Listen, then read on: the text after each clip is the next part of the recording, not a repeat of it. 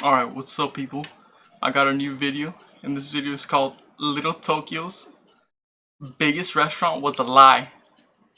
It's supposed to be is a lie, but it was a lie because I don't think the restaurant's there anymore. I checked on Google Maps, and now they have a different Japanese restaurant, but that restaurant has been there for such a long time. I remember it being there. I never ate there, but I remember passing by, and it was huge, man. You see, let me tell you something about Little Tokyo. Right here in Los Angeles, going near downtown, passing the bridges, we have a place called Little Tokyo. And it's actually quite a small area, but before you enter the place, like the pit stop where it begins, there's this huge red tower. I don't know if this red tower, it's definitely cultural, but I don't know if it's religious. But it's this huge red tower that you can see for like blocks away. And right underneath it, like, maybe I shouldn't be telling you this, but like, there's like four main restaurants, and the biggest one was this Japanese restaurant because it's supposed to represent Japan. You know, the Japanese immigrants built that place so they could remember about Japan. You know, and one way to do that is through the food. And one of the biggest restaurants there was this place called Mr. Pizza, or I forgot the name of it. I'm just calling it Mr. Pizza. You can call it Tokyo Pizza, whatever. But that was supposed to represent Japan in Los Angeles on the western coast of the US or in America. But it was a lie, and I'll tell you why it was a lie. It wasn't the ingredients, it was just what it meant. So how did I figure this out? Well, I'll tell you, I don't know what I was doing like years ago. This actually happened years ago, but I was an Uber driver. I sometimes talk to Uber drivers, sometimes not. Depends on the situation. Depends on if I'm bored. But I was going to Little Tokyo for something. I think to meet friends or get some ice cream or something. And so I get in the car and I forgot where we're going, but I'm going to Little Tokyo and my Uber driver is this lady, and she's very talkative. Like sometimes people aren't so friendly. She was so friendly, like extremely friendly. She was laughing. She was so happy, like, and just like vibrant. Like honestly, she had a great attitude. It was awesome, man. I loved it. And what did she say again? She kept talking to me, and she had an accent. And then she said like, "I'm Korean. Like I'm from Korea." I said like, "Oh, okay, okay." So I'm just like going with the conversation, going with the flow. And I said, "Where you from?" And she said foreign words. I can't understand Korean, dude. Like lost in translation. But she said like, "Oh, it's like 50 or 15 minutes away from Seoul." I think that's how you pronounce the capital, like Seoul or Seoul. And I said like, "Okay, okay." So she drops me off at Little Tokyo,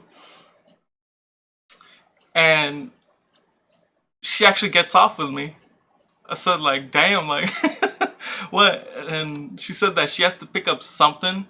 I don't know, Uber drivers were supposed to pick up things too, but she said I have to meet some guy over here, like the store next to her, like a clothing store. And when she was there standing next to me, or I think even in the ride, she said like, "You know that restaurant?" Like she pointed it out. And I said like, "Yeah." Like she pointed at Mr. Pizza, the Tokyo Pizza. And she said, I don't think she said it's not true or it's a lie, but she said, "Do you like it?" And I was like, "I mean, I've never eaten there, but yeah, I mean, I like it." And she said, "Does it look good?" And I said like, "Yeah, it looks good." Like, where's she going with this? You know, like, yeah, it looks good. Like, what? Like, she wants me? She wants me to eat with her or what? You know? Like, I think she's hitting on me. Like, so she's talking to me. She's friendly. She's talking about food. Like, dude, like, she wants something. But then she says, "You know the owner?" And I was like, "Yeah, like, I don't know the owner, but I think I've seen him. Some tall guy in black pants and white shirt." And she said, and she laughed, like, she laughed a little bit, and then she said, "The owner's Korean." And I said, like, I was surprised, but not that surprised. And I said, like, "So what?" and, sh and then I looked at the restaurant, and it was like the biggest Japanese restaurant in Little Tokyo, where it's supposed to represent Japan. And when she said that he's Korean, like, it's inauthentic, you know? Like the restaurant brands itself as Japanese ingredients, like authentic, but it's not. Like the guy like isn't even from Japan, and she said like, yeah, the owner, you can talk to him. He's very nice, very friendly. He's from Seoul, and she was very impressed that he was from the capital. Like she was wooed, and I said like, all right, like I guess I'll talk to him. But when she told me, I wasn't that surprised. But now that I think about it, I am surprised because it's not just surprise. Like it's a lie, you know? Dude, like imagine going to like it's like Olive Garden, dude. Think about it. Like imagine going to like a huge Italian restaurant and the owner's not even Italian. Like he's like I don't want to just name nationalities here, but like he's from another place, you know? Like it doesn't represent what it's supposed to be. But anyways, she just laughed it off and went to the drivers,